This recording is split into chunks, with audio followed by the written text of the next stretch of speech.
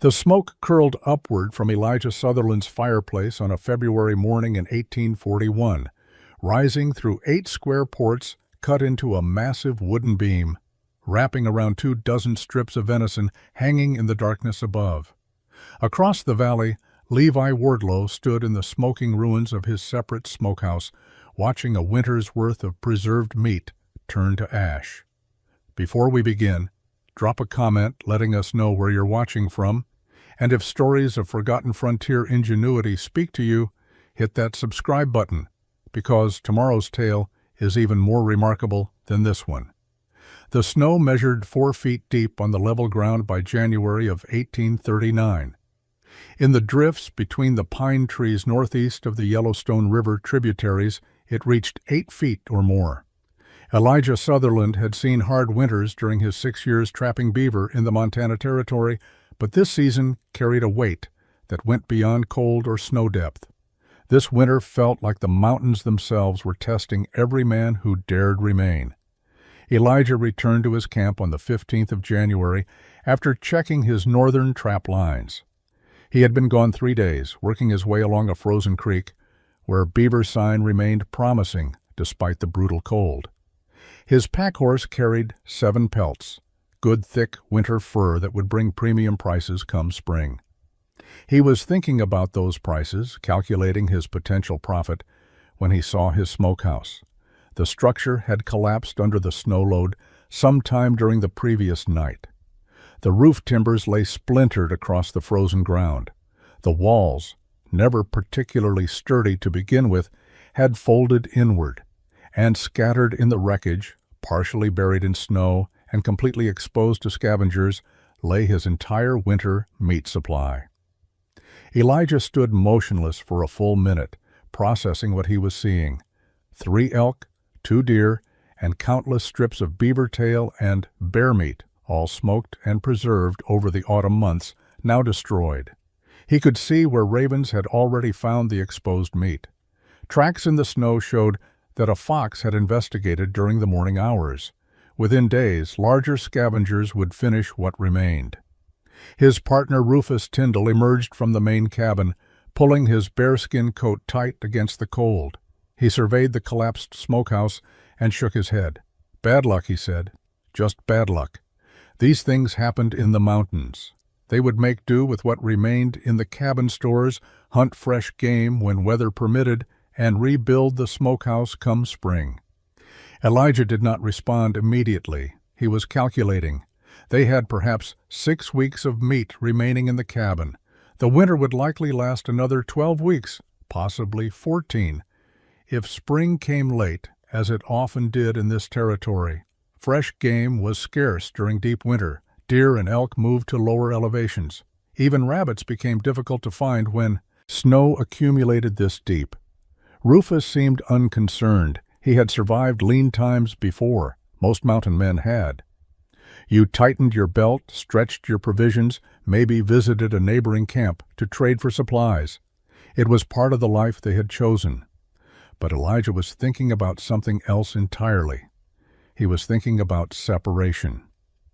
His smokehouse stood 30 yards from his cabin, 30 yards that required venturing out into whatever weather the mountains offered, 30 yards that made the preserved meat vulnerable to collapse, to fire, to animal intrusion, to any number of failures that could occur when structures stood isolated and unattended. That night, while Rufus slept, Elijah lay awake watching smoke from their fireplace rise toward the cabin ceiling, pool in the peak of the roof, then drift toward the chimney opening and disappear into the winter darkness outside. Rufus Tyndall died on February 9th, 1839. The circumstances were mundane in the way that mountain deaths often were. No bear attack, no fall from a cliff, no dramatic confrontation with hostile raiders, just a simple miscalculation about weather and distance. The morning had started clear and relatively warm, temperature hovering near 20 degrees. Rufus decided to check his smokehouse, located 40 yards from the cabin he shared with 2 other trappers in a camp 5 miles from Elijah's location. His meat supply was running low, and he wanted to retrieve several strips of elk to supplement their dwindling stores. The weather changed within an hour. Wind came down from the northwest, bringing temperatures that dropped 30 degrees in less than 2 hours. Snow followed, thick and blinding. Rufus never made it back to his cabin. They found him 2 days later when the storm cleared. He was 18 yards from his smokehouse, frozen solid, one hand still clutching the bundle of meat he had retrieved. He had become disoriented in the whiteout conditions, walked in the wrong direction, and collapsed before realizing his error. Elijah helped bury Rufus on a hillside above the creek when the ground thawed enough to dig. 4 trappers attended. No one spoke much about how it happened. Everyone understood. The mountains killed men in countless ways, and freezing to death between your smokehouse and your cabin was as likely as any other method. But Elijah could not stop thinking about the distance. 40 yards for Rufus, 30 yards for his own ruined smokehouse. These were not vast distances. A man could walk 40 yards in less than a minute under normal conditions. But winter in the Montana Territory created conditions that made 40 yards as dangerous as 40 miles. He started paying attention to other trappers' camps over the following weeks. Every camp had the same basic layout. Main cabin for living and sleeping. Separate smokehouse positioned at least 20 yards away, usually farther. The separation was traditional, rooted in practical concerns about fire risk and smoke management. No one wanted a smokehouse fire spreading to their living quarters. No one wanted their cabin constantly filled with smoke. The logic seemed sound until you factored in winter reality. Maintaining a smokehouse fire required daily attention. Temperature had to stay consistent for proper preservation. That meant venturing out multiple times each day, regardless of weather. It meant exposing yourself to cold, wind, and disorientation every single time you needed to check your meat supply. Elijah began sketching designs in the margins of an old ledger book he used for tracking trap lines. His drawings showed cabins with modified roofs, internal chambers, chimney systems that branched in unusual ways. None of the designs satisfied him. They were too complicated, too difficult to build, or they compromised either the living space or the smoking process. Then, one evening in late February, he was watching smoke rise from his fireplace, and something clicked in his mind. The smoke did not go straight up. It rose toward the ceiling, spread out, pooled in the warmth, and only then moved toward the chimney opening. That pooling represented wasted heat and wasted smoke. Both elements could preserve meat if channeled properly. What if the smoke did not need to be separated from the living space? What if integration was the answer instead of separation? Elijah stopped trapping in early March. Spring was approaching, beaver pelts were losing their prime winter thickness, and he had enough furs to make the journey to St. Louis worthwhile. But instead of working his remaining trap lines, he spent his days studying his cabin's fireplace and chimney system. He burned different types of wood and observed how the smoke behaved. Hardwoods like oak and hickory produced steady, cool smoke that lingered longer before rising. Softwoods like pine created hotter, faster-moving smoke that rushed toward the chimney. He experimented with fire size, noting that smaller fires generated smoke that spread more evenly through the upper cabin space before exiting. His few neighboring trappers thought grief over Rufus had affected his mind.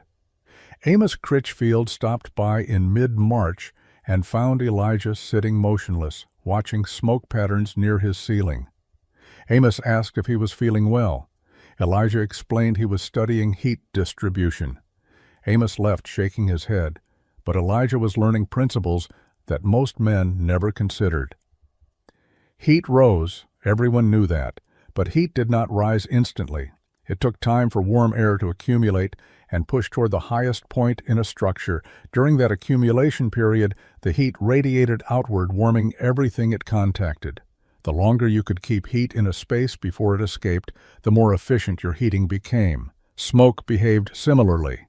It rose because it was hot and less dense than cold air, but it could be slowed, controlled, channeled. If you created barriers that forced smoke to travel horizontally before rising vertically, you increased the time it spent in the space.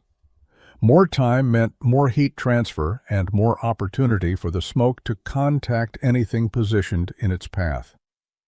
Elijah started measuring his cabin's dimensions with careful precision. He measured the height from floor to ceiling peak. He measured the width of his fireplace opening. He calculated the volume of his living space and estimated how much smoke his typical fire produced per hour. He was applying mathematical thinking to a problem that most mountain men solved through tradition and guesswork. By late March, he had filled 6 pages of his ledger with sketches and calculations. The design taking shape in his mind was radical. He would build a massive beam directly above his fireplace opening, positioned to catch all rising smoke. The beam would be solid except for carefully sized openings that would control smoke flow. Above the beam, he would create space for hanging meat. The smoke would be forced through the openings, would pass around the hanging meat, and would then continue to the chimney. The beam itself would serve multiple purposes. It would act as a thermal mass, absorbing heat and radiating it back into the cabin. It would create a platform for the meat hanging system. It would control smoke velocity and distribution, and it would separate the active smoking area from the living space while keeping everything under one roof. The design seemed perfect in theory, but Elijah had no idea if it would actually work. The only way to find out was to build it. Elijah left for St. Louis on April 2, 1839. He carried 47 beaver pelts, 3 bear hides, and 2 elk hides packed on 2 horses. The journey would take 3 weeks if weather cooperated. Most trappers made this trip annually, sold their furs, bought supplies, spent a few days drinking and gambling, then returned to the mountains. Elijah had different plans. He had money saved from previous seasons, nearly $300 in gold and silver coins hidden in his saddlebags. That represented 4 years of careful living and disciplined saving. Most trappers spent their profits as fast as they earned them. Elijah had been preparing for something, though until recently he had not known exactly what. The journey east was uneventful. Spring was arriving in the lower elevations. Rivers ran high with snowmelt but remained crossable. Game was plentiful. Elijah made good time, arriving in St. Louis on April 23rd. He sold his furs the following day to a buyer he had worked with before. The pelts brought $212, a solid return for the season's work. Then Elijah did something unusual. Instead of heading to the taverns along the riverfront, he spent his days studying buildings. He visited a warehouse district south of the main commercial area and watched construction crews working on a new storage facility. He paid particular attention to how they built roof support beams, how they calculated load distribution, how they joined heavy timbers together. He visited a commercial bakery and studied their brick ovens. The ovens were massive structures designed to hold heat for hours after the fire died down. The bakers explained thermal mass principles, how certain materials absorbed and released heat slowly, creating stable temperatures perfect for bread making. Elijah took mental notes about brick thickness, mortar composition, and chimney draft control. He found a meat packing facility on the western edge of town and talked his way into observing their smoking operations. They used enormous smokehouses, 50 feet long and 20 feet tall, with complex vent systems that controlled smoke density and temperature. The facility manager explained that slow, cool smoking produced superior preservation compared to hot, fast smoking. Temperature control was everything. Elijah spent nearly 2 weeks in St. Louis learning everything he could about heat management, smoke control, and structural engineering. He filled another ledger book with sketches and notes. Then he spent his money. He bought 6 heavy iron brackets designed for barn construction. He bought 24 iron pins, each 2 feet long and 3/4 of an inch thick. He bought specialized tools including a broad axe, a froe for splitting shingles, and a plumb bob for ensuring vertical accuracy. When he left St. Louis on May 8th, his pack horses carried an unusual load for a mountain man. No whiskey, no tobacco, no playing cards, just tools, hardware, and knowledge. Other trappers heading west looked at his supplies with confusion. Amos Critchfield, who happened to be in St. Louis at the same time, asked outright what he planned to build. "A better cabin," Elijah said.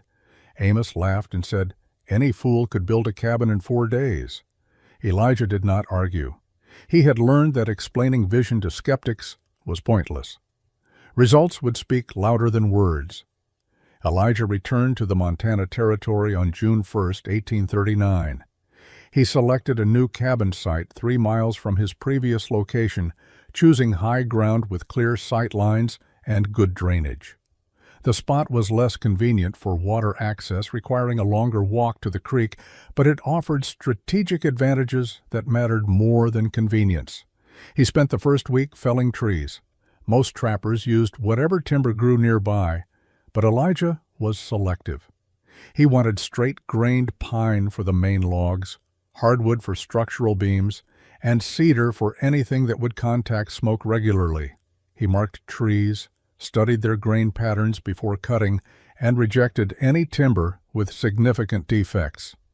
Amos Critchfield rode through on June 12th and found Elijah still selecting and cutting timber. Most men would have started building by now. Amos asked what was taking so long. Elijah explained he was being particular about wood quality. Amos shook his head and said, "Particular was just another word for slow." The foundation went in first, something most mountain cabins lacked entirely. Elijah dug a shallow trench around the cabin perimeter and filled it with stones from the creek, creating a level base that would prevent settling. The work took 3 days. Amos stopped by again and watched Elijah placing stones with almost ridiculous precision. "You building a cabin or a church?" Amos asked. Elijah said he was building something that would last. Amos laughed and said nothing lasted in the mountains. Weather, animals, and time destroyed everything eventually. Might as well build quick and rebuild when necessary. But Elijah continued with his methodical approach. The wall logs went up slowly, each one carefully fitted to minimize gaps. He stripped the bark completely, something most trappers never bothered with. Bark created irregular surfaces and harbored insects. Stripped logs could be fitted together with minimal chinking. The real divergence from standard construction came when Elijah began building his fireplace. He constructed it in the corner of the cabin, using stones he had selected specifically for their flat surfaces and consistent size. The firebox was larger than typical, designed to accommodate longer logs that would burn slowly and steadily. But above the firebox, instead of building a simple chimney, Elijah installed the massive beam he had shaped from a single oak log. The beam measured 14 inches thick, 20 inches tall, and spanned the entire width of the fireplace opening, plus 2 feet on either side. It was anchored into the wall logs using the iron pins he had brought from St. Louis, creating a rigid connection that would support substantial weight. Amos arrived with 2 other trappers, Bennett Shaw and Thomas Kern, on June 28th. They stood outside watching Elijah struggle to position the heavy beam. Thomas asked what in God's name he was building. Elijah explained it was a smoke shelf that would allow him to cure meat inside his cabin while heating the space simultaneously. The 3 men stared at him in silence. Then Amos said it was the stupidest waste of timber he had ever seen. A fireplace was for heat. A smokehouse was for meat. Combining them made no sense. You would either freeze or ruin your meat, or both. Elijah did not argue. He simply continued working, positioning the beam with careful precision, checking its level, adjusting until everything aligned perfectly. The beam installation took 4 days. Elijah worked alone, using ropes and leverage to position the massive oak timber exactly where he wanted it. The beam sat 18 inches above the fireplace opening, close enough to capture all rising smoke, but far enough to prevent direct flame contact. Once positioned, he drilled holes through the beam into the supporting wall logs, then drove iron pins through to create permanent connections. Each pin went through the beam and at least 8 inches into solid wood. The result was a structure that could not shift or settle. The beam became part of the cabin's framework. With the beam secured, Elijah began the most critical part of his design. He marked 8 locations along the beam's length, spacing them evenly at intervals of approximately 9 inches. At each mark, he began cutting square openings through the beam from bottom to top. The openings measured 3 inches by 3 inches, sized based on calculations he had made during his sleepless nights the previous winter. Too large, and smoke would rush through without adequate contact with meat hanging above. Too small, and smoke would back up into the living space, making the cabin uninhabitable. Cutting the openings was painstaking work. The beam was oak, dense and hard, resistant to tools. Elijah used an auger to drill multiple holes at each location, then cleaned out the remaining wood with chisels. Each opening took half a day to complete. He worked with obsessive precision, ensuring each port was perfectly square and aligned vertically. By July 15th, all 8 ports were complete. Elijah built a small fire in the fireplace to test smoke flow. The smoke rose from the flames, hit the underside of the beam, spread horizontally along the beam's length, then began rising through the ports. The flow was exactly what he had envisioned. Smoke distributed across all 8 openings, rising in gentle streams rather than one powerful draft. He let the fire burn for 3 hours, monitoring smoke behavior. The smoke rose through the ports as designed, but more importantly, the beam itself began warming. Oak had excellent thermal mass properties. It absorbed heat slowly but held it for extended periods. Even after the fire died down, the beam continued radiating warmth into the cabin space. The beam was working as a dual-purpose element. It channeled smoke upward through controlled openings, while simultaneously acting as a radiator that captured and released heat. Above the beam, he began constructing the meat-hanging system. He installed cross-beams between the cabin's roof supports, creating a framework that would hold substantial weight.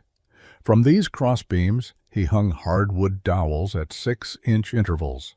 Each dowel could support multiple meat strips. The positioning was critical.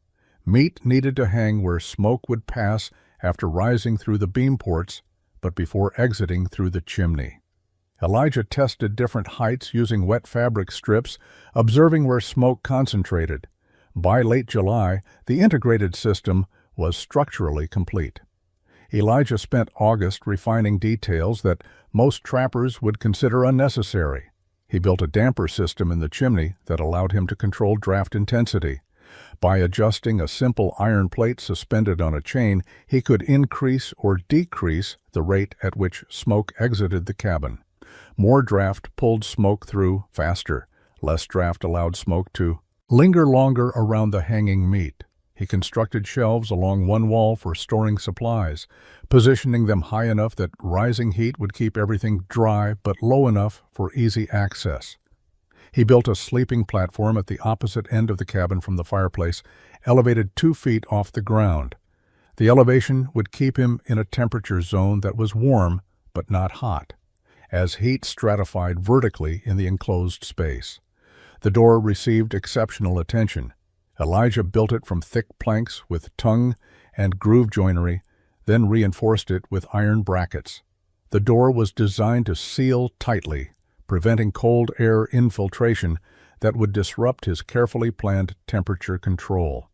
He installed leather weather stripping around the frame, creating an almost airtight seal when closed.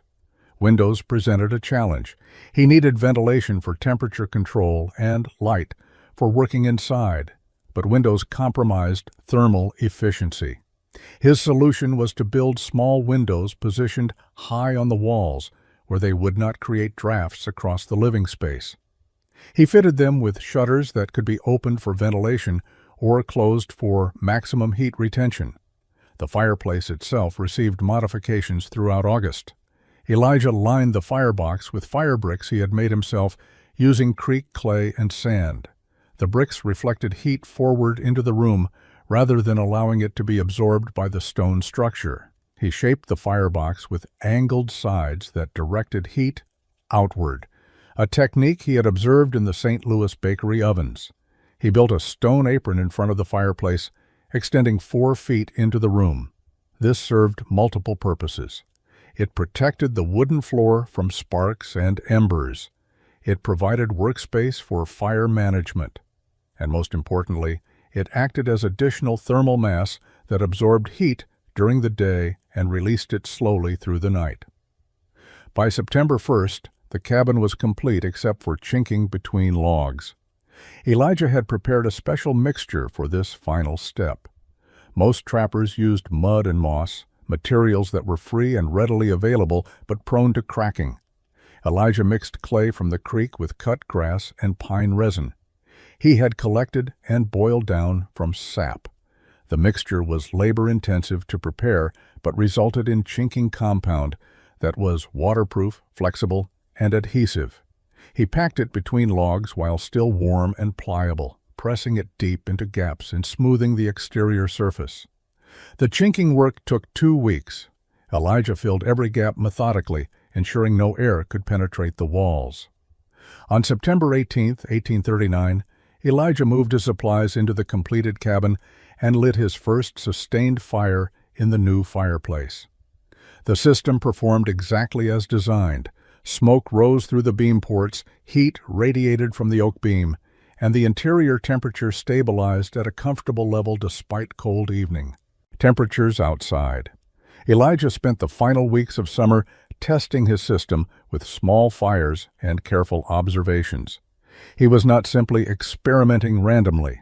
He was applying principles he had learned in St. Louis, combined with his own observations about smoke behavior. The key was understanding that smoke and heat were related, but behaved differently under controlled conditions. Heat rose quickly and sought the highest point in any enclosed space. Smoke, being heated, air carrying particulate matter, followed similar patterns but could be slowed and directed if obstacles were placed in its path.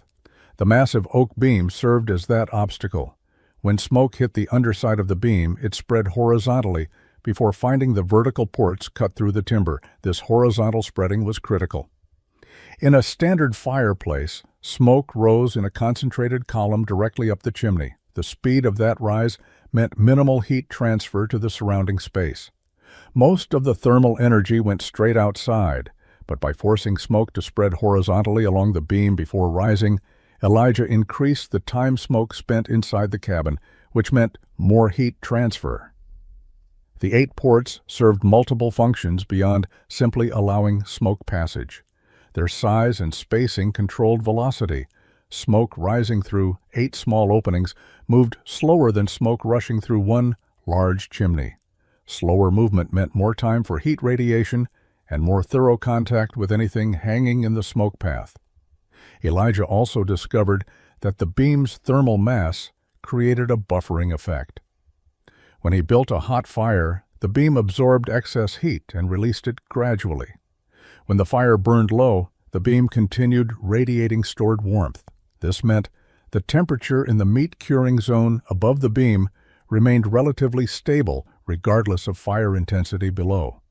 He documented everything in his ledger: fire size, wood type, outside temperature, inside temperature at floor level, inside temperature at the beam level, inside temperature in the meat hanging zone, smoke color, smoke density, and duration of warmth after fires died down. The data showed consistent patterns that supported his design theory. Hardwoods produced the best results. Oak, hickory, and maple burned slowly and generated steady smoke with good flavor for meat curing. Pine and other soft woods burned too hot and fast, creating temperature spikes that could cook meat rather than cure it. Cedar produced excellent smoke for preservation, but was harder to find in sufficient quantities. Fire size mattered more than Elijah had initially anticipated. Small fires maintained with regular feeding produced better results than large fires allowed to burn down. Small fires generated consistent smoke volume and stable temperatures. Large fires created heat surges that the beam's thermal mass could only partially buffer. The damper system proved essential for fine control.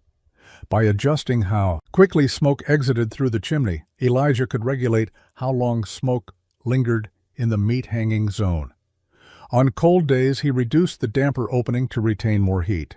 On warmer days, he opened it wider to prevent overheating the curing meat. By late September, Elijah felt confident he understood his system well enough to begin actual meat preservation. He had spent 3 months building and another month testing. Most trappers would have considered this absurdly excessive for a simple cabin. But Elijah was not building a simple cabin. He was engineering a survival system that would keep him alive through winter without requiring him to venture outside to tend a separate smokehouse. October brought the first serious cold and the beginning of hunting season. Elijah took a large mule deer on October 8th, field dressed it, and packed the meat back to his cabin. This would be the first test of his integrated smoking system with actual meat, rather than theoretical calculations and fabric test strips. He butchered the deer carefully, cutting the meat into strips approximately 1 inch thick, 6 inches wide, and 12 to 18 inches long. Uniform thickness was important for even curing. He prepared a simple brine using salt, water, and a small amount of maple sugar, then soaked the meat strips for 12 hours. The brining process was standard frontier practice. Salt drew moisture out of the meat while inhibiting bacterial growth. The sugar balanced the salt's harshness and would caramelize slightly during smoking, adding flavor. After 12 hours, Elijah removed the strips from the brine and hung them on the dowels above his smoke shelf beam to drain. He built his fire using seasoned hickory wood he had split and stored during the summer. The fire was small, no larger than what he would build for simple cabin heating. Within an hour, smoke was rising steadily through the 8 ports in the beam, surrounding the hanging meat strips in a gentle fog. Elijah monitored temperature carefully. At floor level, the cabin was comfortable, around 60 degrees. At the beam level, temperature was perhaps 70 degrees due to heat radiating from the oak. In the meat-hanging zone 2 feet above the beam, temperature held steady around 85 to 90 degrees.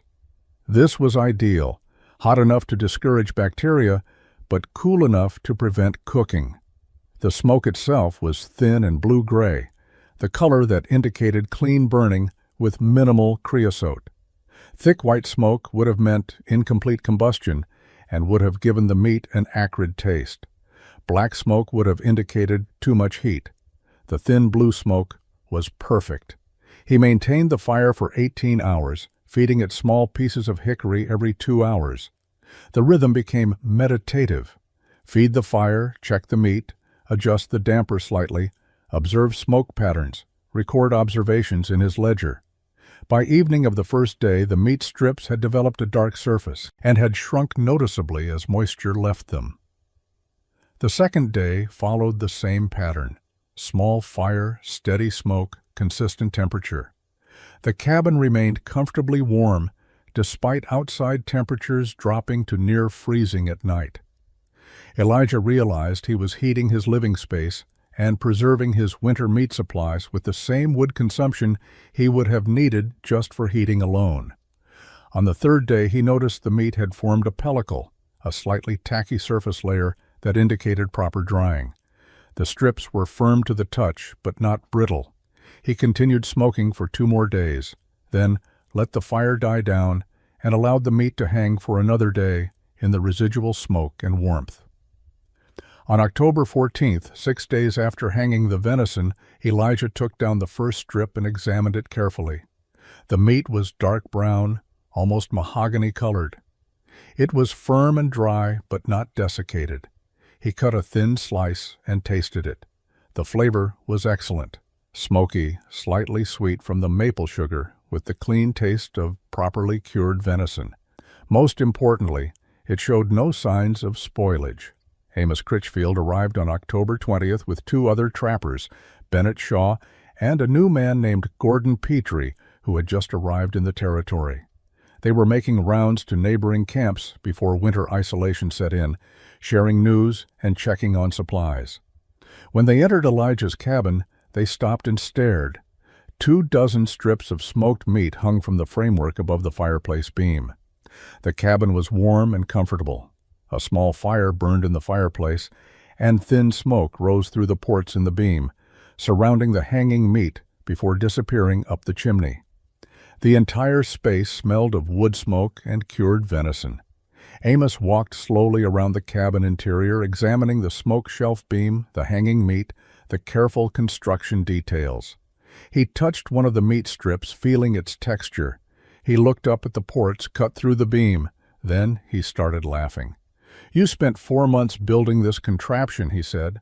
4 months of careful measuring and precise cutting and worrying about smoke flow. And for what? To do something that any trapper does in 4 days with a separate smokehouse. Gordon Petrie agreed. The setup seemed unnecessarily complicated. Why go to such effort to combine 2 functions that worked fine when separated?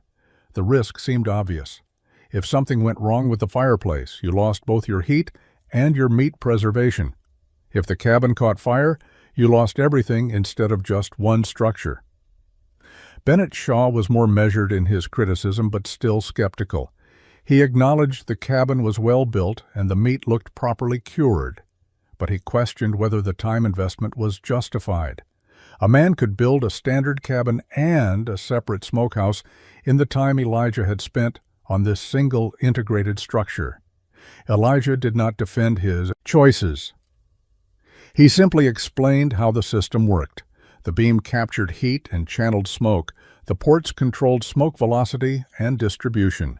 The thermal mass stabilized temperature.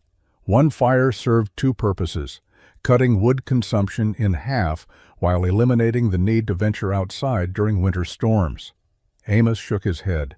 It was ingenious, he admitted, but also impractical. The construction required skills and tools most trappers did not have. The iron hardware was expensive. The time investment was ridiculous. And most fundamentally, it solved a problem that was not really a problem. Yes, maintaining a separate smokehouse required going outside, but that was just part of mountain life. You accepted it. The 3 visitors left an hour later. As they rode away, Elijah could hear them talking and laughing. He caught fragments of their conversation. Sutherland's folly. Waste of effort, too clever by half. He returned to his cabin, added wood to his fire, and continued curing the elk meat he had hung that morning. Their opinions did not matter. Winter would provide the real test. November came early and hard in 1839. The first major storm hit on November 6th, dropping 2 feet of snow in 36 hours. Temperatures plunged to 15 below zero. Wind howled down from the high peaks, creating drifts that buried anything less than 4 feet tall. Elijah spent 3 days inside his cabin while the storm raged. He maintained his fire, kept his meat smoking, and remained comfortable. The cabin's tight construction prevented drafts. The smoke shelf beam radiated steady warmth. The temperature at floor level never dropped below 55 degrees despite the brutal cold outside. He had 40 strips of meat hanging at various stages of curing. Some had been smoking for 2 weeks and were nearly finished. Others had just been hung and would need another 10 days. The system allowed him to cure meat continuously rather than in batches. As he finished one batch and took it down, he could hang fresh meat in the same space. On the 4th day, the storm broke. Elijah ventured outside to check conditions and gather more firewood from his covered woodpile. The snow was waist-deep in places. Traveling any distance would be difficult and dangerous. He thought about Rufus, frozen 18 yards from his smokehouse, and felt grateful for his integrated system. He spent the rest of November perfecting his techniques. He experimented with different wood combinations, finding that mixing hickory with small amounts of applewood produced the best flavor. He tested various brining times, discovering that thicker meat strips needed longer in the salt solution. He learned to read smoke color and adjust his fire accordingly. By late November, he had over 60 pounds of smoked meat stored in his cabin. The meat hung in the curing zone until fully preserved, then he moved it to shelves where it would keep for months. He also began smoking fish when he could catch them through holes in the creek ice. The fish required less smoking time than venison or elk, but benefited from the same controlled temperature and smoke density. December brought more storms. Elijah rarely left his cabin for more than an hour at a time. He checked his trap lines when weather permitted, but spent most days inside, tending his fire and managing his meat preservation. The routine was simple and efficient. Small fire, steady smoke, comfortable warmth, continuous food preparation. Other trappers in the area were making daily trips to their smokehouses regardless of weather. Amos visited briefly on December 18th and mentioned he had fallen through creek ice the previous week while heading to check his meat. He had gotten wet in 20 below temperatures and nearly froze before making it back to his cabin. He looked at Elijah's setup with less mockery than before, but still seemed unconvinced the effort was worthwhile. Christmas passed unmarked except for Elijah, allowing himself an extra portion of smoked venison. He was alone, but not lonely. The cabin felt secure. His food supply was growing rather than diminishing. His firewood supply was lasting longer than expected because he was not maintaining two separate fires. Everything was working according to plan. January would bring the real test. January was when mountain winters became truly dangerous, when temperatures stayed below zero for weeks, when storms could trap a man inside for 10 days straight. Elijah had prepared for January since the previous February, when Rufus had frozen. Now he would discover if his preparation was sufficient. The winter of 1839 to 1840 became one of the coldest in recorded frontier memory. January temperatures dropped to 30 below zero and stayed there for 2 weeks. Snow accumulated to depths that made travel impossible. Even short trips to gather firewood became dangerous expeditions requiring careful planning. Elijah maintained his routine with almost mechanical precision. Every morning he cleaned the previous day's ashes from his fireplace, preserving them for later soap making. He rebuilt his fire using the coal bed that remained, adding small pieces of seasoned hardwood in a careful arrangement that promoted clean burning. The fire size never varied much. Too large, and he wasted wood while creating temperature spikes that could damage meat. Too small, and smoke production dropped below optimal levels. He had learned through 2 months of practice exactly how much wood produced the right amount of smoke and heat. 3 pieces of split hickory, each about 2 inches thick and 12 inches long, burned for approximately 2 hours while generating perfect smoking conditions. He fed his fire 12 times per day, every 2 hours from 6 in the morning until midnight. The schedule was demanding, but necessary.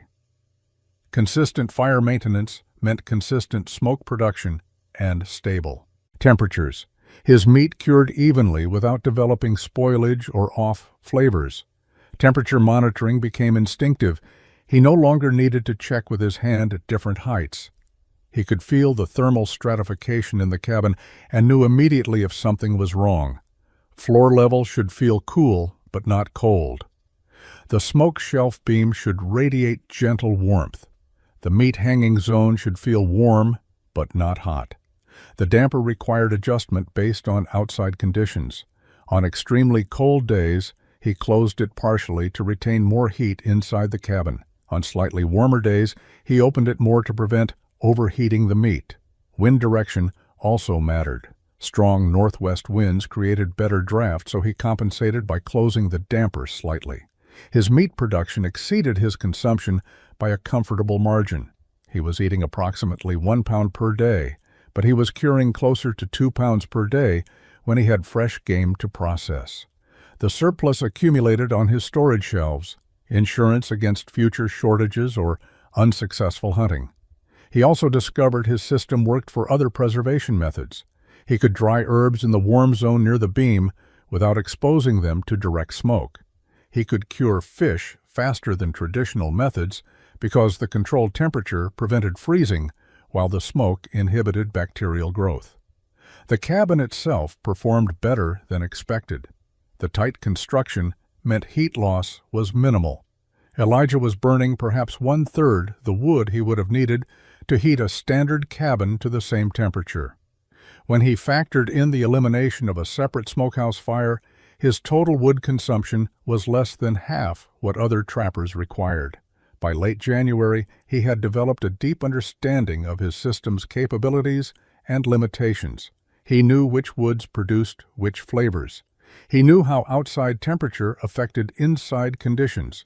He knew how to adjust for humidity, wind, and barometric pressure changes. The integrated smoke shelf had evolved from theoretical design to practical tool. February 18, 1840, brought a storm that would be remembered for decades. The temperature dropped to 42 below zero, the coldest reading anyone in the territory had ever recorded. Wind screamed down from the mountains at speeds that knocked down trees. Snow fell so thick that visibility dropped to less than 5 feet. Elijah heard the storm coming hours before it arrived. The wind shifted to the northeast, always a bad sign. He spent the afternoon gathering extra firewood and stacking it inside his cabin. By sunset, he had enough wood inside to last 5 days without venturing out. The storm hit at midnight. Wind struck the cabin with physical force, rattling the shutters and seeking any weakness in the construction. Snow piled against the north wall, creating drifts that reached the roof line. The temperature inside dropped despite Elijah's fire, falling from its normal 60 degrees down to 45 by morning. He increased his fire size slightly, adding an extra piece of wood to each feeding. The smoke shelf beam's thermal mass became critically important during this period. Even when outside temperatures reached their lowest point, the beam held enough heat to prevent the cabin from becoming dangerously cold. The meat hanging above continued curing properly. The storm lasted 4 days. Elijah remained inside the entire time, leaving only once to dig out his door when snow blocked it completely. He could not see his woodpile 30 feet from the cabin. Venturing out for any distance would have been suicidal. Other trappers were not as fortunate. Levi Wardlow's smokehouse, a separate structure 40 yards from his main cabin, required daily attention to maintain proper smoking temperatures. On February 20th, Levi made the trip from his cabin to his smokehouse to add wood to the smoking fire. The wind disoriented him on the return trip. He wandered in the wrong direction, realized his error, tried to correct, and became completely lost in the whiteout conditions. He survived only because he literally stumbled into a deadfall tree that provided minimal shelter from the wind. He huddled there for 6 hours until the storm intensity decreased enough for him to see landmarks. By the time he reached his cabin, he had severe frostbite on both hands and 1 foot. He would lose 3 fingers and 2 toes. But the immediate crisis for Levi was not his injuries. During the hours he spent lost in the storm, his smokehouse fire had died. The temperature inside dropped below freezing. When he finally checked it 2 days later, he discovered his entire winter meat supply had frozen, then partially thawed when temperatures moderated, then frozen again. The freeze-thaw cycle had ruined the meat.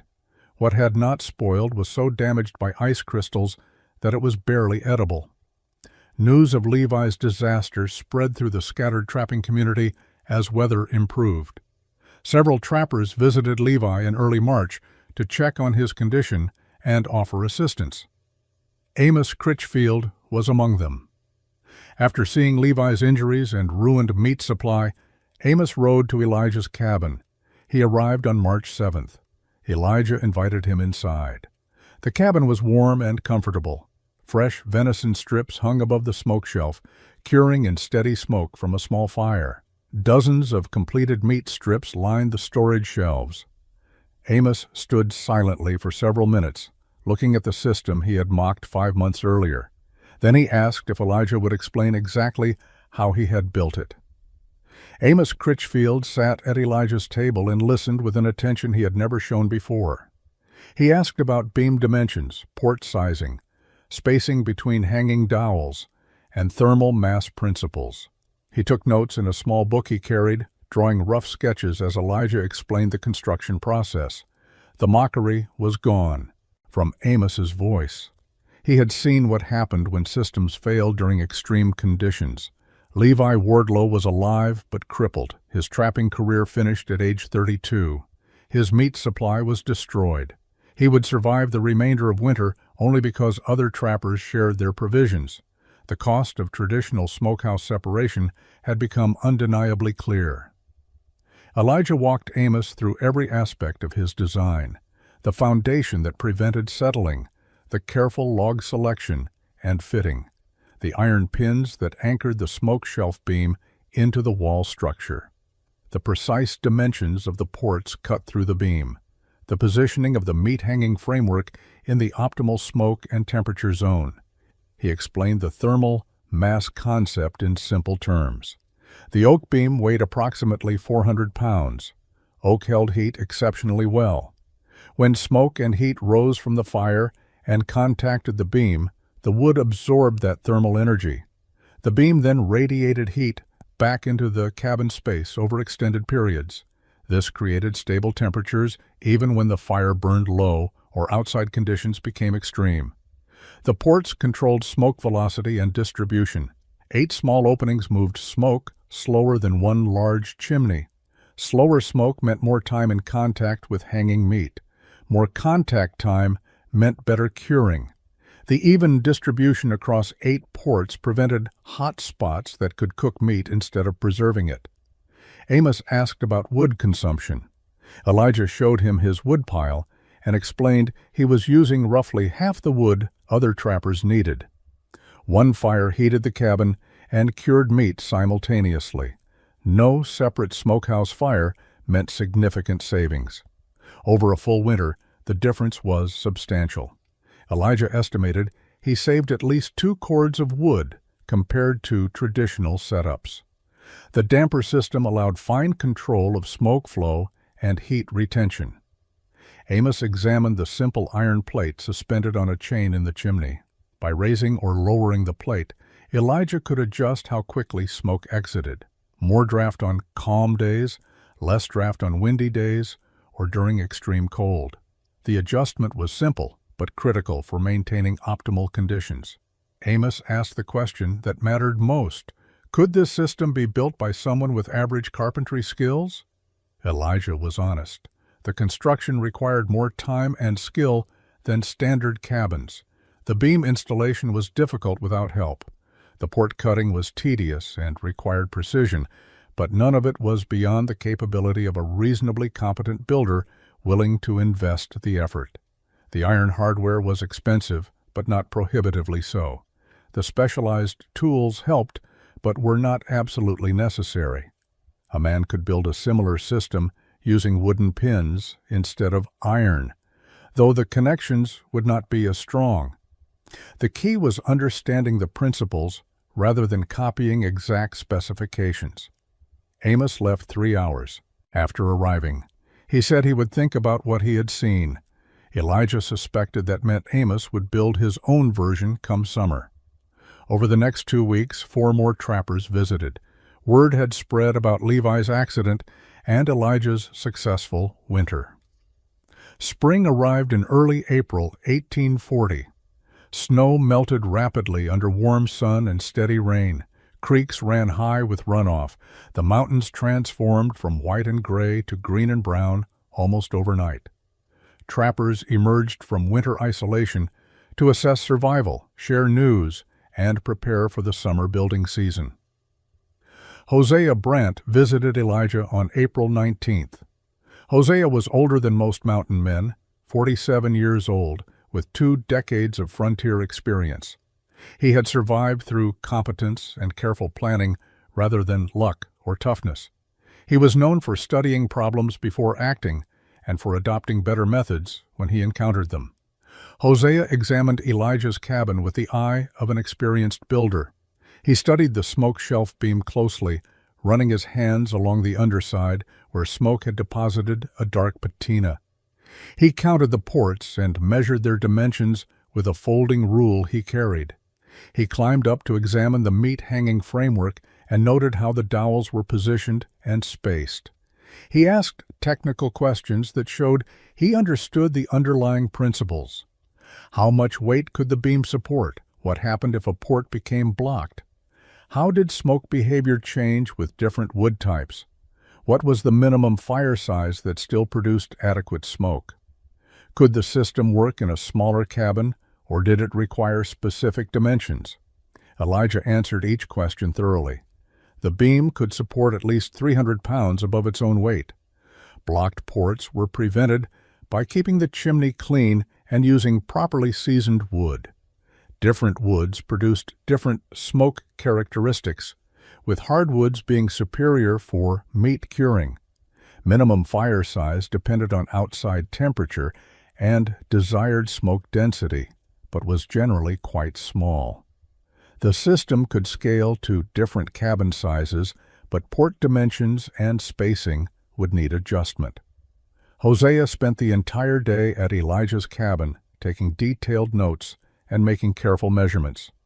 Before he left, he asked if Elijah would be willing to advise him during construction of a similar system. Elijah agreed. He had no interest in keeping the design secret. If the system helped other men survive mountain winters more safely, that was benefit enough. Hosea returned to his own camp and spent 2 weeks planning. He had an existing cabin that he considered rebuilding entirely, but after consulting with Elijah again, he decided modification was possible. The existing fireplace could be enlarged, and a smoke shelf beam could be installed above it. The work would be substantial, but less than complete reconstruction. He began construction in mid-May. Elijah visited twice during the building process to offer guidance on critical steps. The beam installation was challenging without help, so Elijah assisted with positioning and securing the heavy timber. The port cutting went slowly because Hosea was methodical and wanted each opening perfectly sized and aligned. By late June, Hosea's modified cabin was functional. The smoke shelf beam was in place with 8 ports cut through. The meat-hanging framework was installed. The chimney had a damper system copied from Elijah's design. Hosea built his first fire and watched smoke rise through the ports exactly as intended. He spent July testing and adjusting. He discovered that his cabin's different dimensions required slightly different damper settings than Elijah used. His ports were marginally larger, which meant faster smoke flow that he had to compensate for. But the fundamental system worked as designed.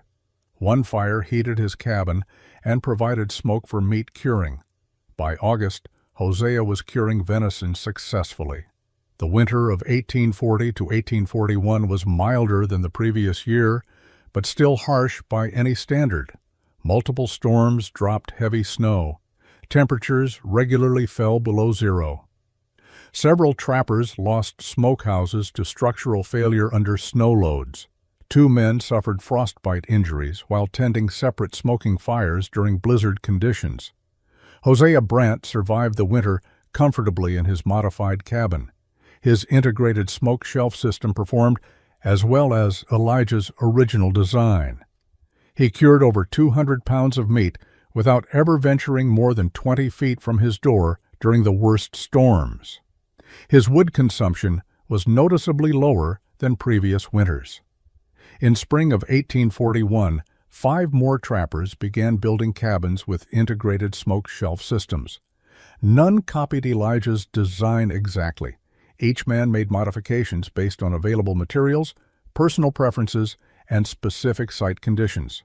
But all incorporated the core principles: a massive beam above the fireplace with controlled ports, thermal mass for heat retention, and meat-hanging framework positioned in the smoke path. Thomas Kern built a variation using 2 smaller beams instead of 1 massive timber. The dual-beam design was easier to install without help but provided less thermal mass. Bennett Shaw experimented with port placement, staggering them in 2 rows instead of 1 line. A trapper named Silas Harmon built an elaborate version with adjustable ports that could be opened or closed individually using wooden plugs. Amos Critchfield, who had been among the first to mock Elijah's construction, built his version in summer of 1841. His cabin incorporated several improvements he had observed from other builders. He used a combination of oak and hickory for the beam, claiming the mixed wood provided better heat retention. His meat-hanging system included adjustable hooks that could be raised or lowered to optimize smoke exposure. By autumn of 1841, 12 trappers in the Montana Territory were using some variation of the integrated smoke shelf design. The systems had acquired a name in casual conversation. Men called them Sutherland beams, after Elijah, who had built the first one. Elijah neither encouraged nor discouraged the name. He was simply pleased that other men were surviving winters more safely. The adoption was entirely organic. No one promoted the design formally. No written instructions circulated. Trappers who wanted to build the system visited someone who already had one, studied the construction, asked questions, and then built their own version adapted to their circumstances. Knowledge spread through observation and conversation rather than documentation. Not everyone adopted the innovation. Some trappers remained committed to traditional methods. Separate smokehouses had worked for decades and would continue working if properly maintained. The integrated system required construction skills and time investment that not every man possessed or was willing to provide. Some men genuinely preferred the separation of functions, even acknowledging the convenience of integration. But for those who built integrated smoke shelf systems, the advantages were undeniable. Safer winter operations, lower wood consumption, continuous meat curing capability, stable interior temperatures, the elimination of dangerous trips to separate structures during storms. These benefits were practical and measurable, and they saved lives that would otherwise have been lost to the simple act of walking 40 yards through a blizzard to check on smoking meat. By 1845, the Rocky Mountain fur trade was collapsing. Beaver populations had been trapped to near extinction in many watersheds. European fashion had shifted away from beaver felt hats toward silk, destroying the market that had sustained mountain men for 2 decades. Trappers began leaving the mountains, heading to Oregon, California, or back to eastern settlements. But the cabins remained. Structures built with integrated smoke shelf systems stood abandoned across the Montana and Wyoming territories. These were not typical frontier cabins that deteriorated rapidly once unmaintained. The careful construction, solid foundations, and quality materials meant many would stand for decades. Settlers moving west in the late 1840s discovered these abandoned cabins. They found structures with unusual wooden beams above fireplaces, beams with square ports cut through them. Most settlers initially had no idea what purpose these beams served. Some thought they were structural supports. Others assumed they were failed experiments or eccentric design choices. Then someone would light a fire and watch smoke rise through the ports. They would notice how the beam radiated heat long after the fire died down. They would see the meat-hanging framework above and realize the entire system was designed for dual purposes. The innovation became obvious once observed in operation. Settlers began occupying and maintaining these cabins rather than building new structures. A well-built cabin with an integrated smoke shelf system was superior to anything most homesteaders could construct themselves. The time saved in construction allowed families to focus on clearing land, planting crops, and establishing farms. Word spread through settler communities about cabins with special fireplace systems that heated living spaces while preserving meat. Families sought out these structures specifically. A cabin with a Sutherland beam, as they were still called, was considered a valuable find. Some settlers even modified their own newly built cabins after seeing the integrated system in abandoned trapper structures. The technique spread beyond its original territory. Settlers who had experienced the system in Montana built similar designs when they moved to Oregon or Northern California. Miners in the Colorado Gold Rush of 1859 adopted variations for their mountain camps. Army posts on the frontier sometimes incorporated the principles into their more permanent structures. The designs continued evolving. Some builders added metal grates in the ports to prevent ember passage. Others experimented with different beam materials or alternative port configurations. A few innovative builders created systems with 2 tiers of meat-hanging racks, effectively doubling preservation capacity. The core concept remained consistent, but details varied based on local conditions and builder preferences. By 1860, integrated smoke shelf systems had become common enough in frontier territories that they no longer seemed unusual. New settlers arriving from the east saw them as standard frontier construction rather than innovative design.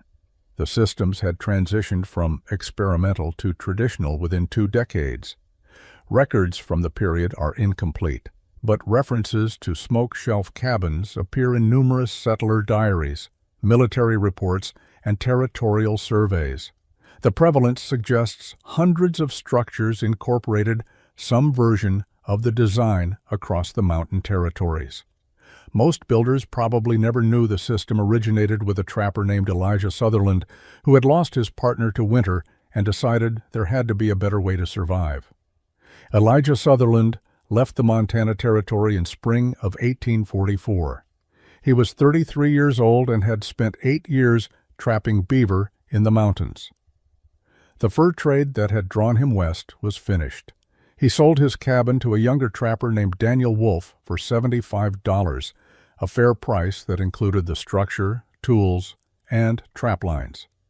He took his savings and headed to Oregon Territory, where land was available under favorable terms for settlers willing to work it. He filed a claim for 160 acres in the Willamette Valley south of Salem. The land had good soil, adequate water, and timber for building. Elijah married in 1846. Her name was Martha Brennan, daughter of another Oregon settler who had arrived 2 years earlier. They had 4 children over the next decade. Elijah built a farmhouse, cleared fields, planted wheat and vegetables, and raised cattle. He was a competent farmer who applied the same careful planning to agriculture that he had once applied to cabin construction. He rarely spoke about his trapping years. Mountain life was behind him. He had survived it, learned from it, and moved on. His children knew their father had been a trapper before settling in Oregon, but they knew few details. The smoke shelf cabin, the innovative system that had spread across multiple territories, was never mentioned in family conversations. Elijah died on March 12, 1867, at age 56. Pneumonia, common enough in men who had spent years in harsh conditions. He was buried in a small cemetery outside Salem. His gravestone listed his name, birth, and death dates, and identified him as a farmer. No mention of trapping, no reference to innovations, or surviving brutal winters in the Montana mountains. His widow Martha lived another 23 years. Their children grew to adulthood, married, started their own families. None ever learned about the cabin their father had built in 1839, the system that had saved lives, or the quiet legacy that had spread across the frontier. But in the mountains, the cabin stood. Some were still occupied in 1867 when Elijah died. Others had been abandoned again as settlement patterns shifted. A few had been destroyed by fire or catastrophic weather. But many remained, solid structures with massive beams and square ports, still functioning exactly as designed 3 decades earlier. Settlers living in these cabins during the 1860s and 70s had no idea who had invented the integrated smoke shelf system. It was just how certain mountain cabins were built. The name Sutherland Beam persisted in some areas but meant nothing to people who had never met Elijah or known his story. The legacy was completely anonymous. Elijah had shared his innovation freely, never seeking credit or profit. He had helped other trappers build their own versions without requiring recognition. The result was a technique that saved lives and improved frontier survival, but remained unattributed to any individual inventor. In that anonymity lay a peculiar kind of success. The innovation had become so integrated into frontier building practice that its origins no longer mattered. It simply worked, and that was enough.